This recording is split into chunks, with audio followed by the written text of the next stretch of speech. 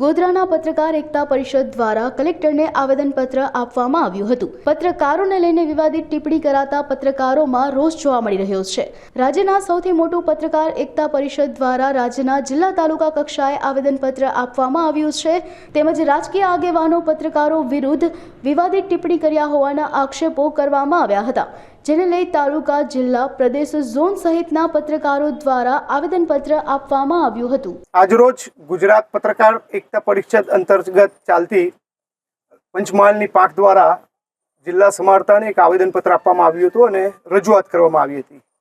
વર્તમાન થોડા સમય પહેલા જ રાજ્યના ગૃહમંત્રી હર્ષ સંઘવી દ્વારા જે પ્રમાણે પત્રકારોને લઈને જે શબ્દોનું ઉચ્ચારણ કરવામાં આવ્યું હતું તેનાથી રાજ્યભરના પત્રકારો દુઃખી હતા અને તેને લઈ આજે આવેદનપત્ર આપવામાં આવ્યું હતું। અમારી માંગ છે કે રાજ્યના ગૃહમંત્રી જે છે પોતાના શબ્દોને પાછા લે। પત્રકાર તોડબાજ હોતા નથી, તોડબાજ કોણ છે એની તપાસ કરાવવી હોય તો પછી સ્પેશિયલ ઇન્વેસ્ટિગેશનની એક ટીમ રાજ્ય સરકારે બનાવવી જોઈએ અને તેની તપાસ પણ થવી જોઈએ અને કયા કયા વિભાગોમાં કયા કયા પ્રકારના કેવી રીતના તોડ થાય છે તેની પણ તપાસ થવી જોઈએ। આખરે તોડબાજ કયા તો એ તોડ કરનાર અધિકારી કે કર્મચારી કેમ પત્રકારને પૈસા આપે છે એ વિષયની પણ તપાસ થવી જોઈએ।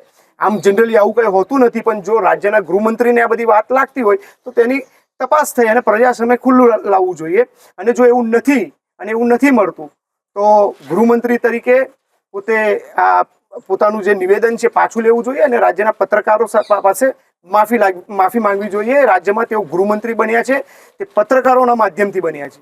તેઓને હાઇલાઇટ કર્યા જ્યારે તેઓ સામાજિક સંસ્થાઓમાં કામ કરતા હતા, સામાજિક કાર્યકર તરીકે કામ કરતા હતા, ત્યારે જ રાજકીય પક્ષમાં તેમને નજરમાં આવ્યા અને ત્યારે જ તેમને ધારાસભ્ય બનાવ્યા અને ત્યાર પછી તેમની કામગીરીને કોરોના કાળ દરમિયાન પત્રકારોએ હાઇલાઇટ કરી, પછી ફરી નજરમાં સરકારના આવ્યા અને તેમને ગૃહમંત્રી બનાવ્યા છે।